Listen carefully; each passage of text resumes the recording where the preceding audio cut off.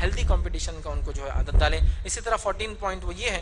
کہ بچے کی تربیت میں ایمانیات اس کو اہتمام کرائیے، جیسے ذکر، جیسے فرائض کا اہتمام اس کو تاکید کیجیے، زکوٰۃ ہے، روزہ ہے، اسی طرح جو ہے اذکار کا اہتمام کرنا ہے، اسی طرح جو اخلاقیات ہے اس کے آداب ہے، اسی طرح لباس ہے اس کا، ٹھیک ہے، اس کے کپڑے کیسے پہنتا ہے، اسی طرح اس کو بہادری اور اس کو کریج اس کو بڑھائیے۔ بہت ساری اور بھی باتیں ہیں جو اس کی تربیت کے اندر شامل ہونا چاہیے، لیکن اتنا وقت نہیں کہ میں تمام چیزوں کو لوں، تو ان چیزوں کو بھی آپ ذہن میں رکھیے کہ اس کو نماز کی تاکید کرنا ہے، اس کو روزے کی تاکید کرنا ہے، اور گھر کا ایک ماحول ہو تو الحمدللہ دیکھا گیا بچے اس چیز کے پابند ہو جاتے ہیں الحمدللہ۔ تو ان چیزوں کے لیے اخلاقیات اس کے سدھاریے، اس لیے کہ اخلاق بڑی اہم چیز ہے۔ لباس اس کا اسلامی لباس ہو۔ بہت سی بار دیکھا جاتا ہے کہ مسلم خواتین اپنے لڑکے اور لڑکیوں کو، پھر بھی ٹھیک ہے لڑکوں کو سمجھ میں آ جاتا ہے، لڑکیوں کو اتنے چھوٹے چھوٹے اور عجیب اور غریب لباس پہناتی ہے کہ کبھی ایسا لگتا ہے کہ شاید ایک مسلم خاتون کے ساتھ ایک غیر مسلم بچی جا رہی ہے، پڑوسی کی کوئی ہوں گی، لیکن جب وہ ماں جو کہ اتنے برقعے میں، جس کے پردے اور برقعے کو دیکھ کے رشک ہوتا ہے، آنکھیں تک ڈھکی ہوئی ہے، دستانے بھی پہنے ہوئے ہے، ساکس بھی پیر میں ڈالے ہوئے ہے،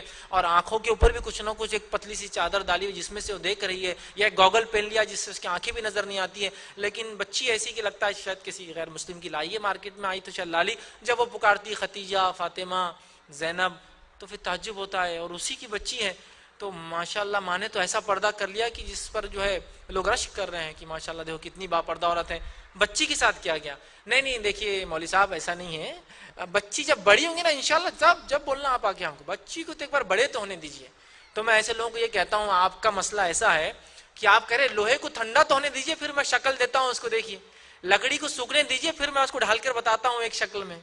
کوئی بھی عقل مند انسان کہیں گا لکڑی گیلی ہے تو اس کو شکل دینا پڑتی ہے، لوہا گرم ہے تو شکل لیتا ہے مارنے سے، ٹھنڈا ہونے کے بعد تو آپ سر بھی پٹک کے کچھ نہیں ہوتا، آپ کو نقصان ہوتا ہے اس کا۔